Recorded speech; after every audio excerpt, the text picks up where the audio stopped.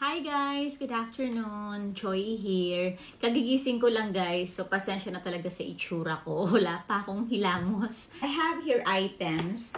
This one, this arrived this morning. May nag-gift sa akin ito. And then I also got here some new kitchen items. So, let's open it. First, let's open this item from Amazon. Thank you so much sa nag-gift sa akin ito. Let's see what. Nakalagay dito, two-way siya. Steam and dry. Open na natin, guys.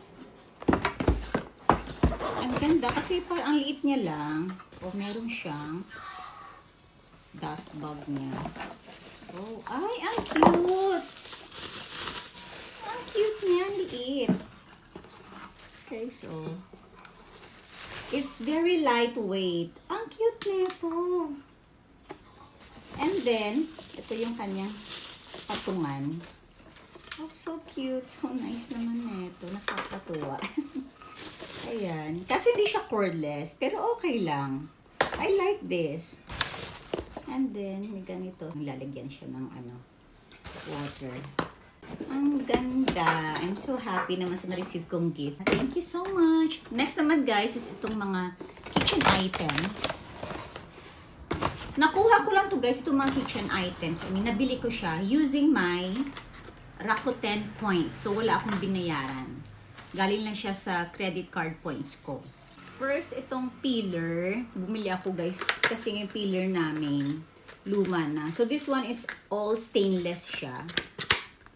Ayan, ang ganda. Nabili ko pala to guys sa Conan Home Center. And then, I also got a new kitchen scissors. Ang ganda nito kasi ang dami niyang use. Ayan guys, oh. Pwede siyang can opener, bottle opener, peeler. Ang dami niyang gamit. Not just a kitchen scissor. Ayan. And then, may magnet pa siya. And then, ayan. Di ba may lalagyan? Ganyan siya. Ang ganda. Tapos natatanggal daw to. Paano ba? Ah, okay dito. I'll figure it out later na lang. Ganyan. Ang ganda niya. Ayan. And then, yung next is this one. Tefal frying pan. Kasi, yung mga frying pan namin, guys, ay naku, hindi na non-stick. Very sticky na. Every time ako fry. Ayan.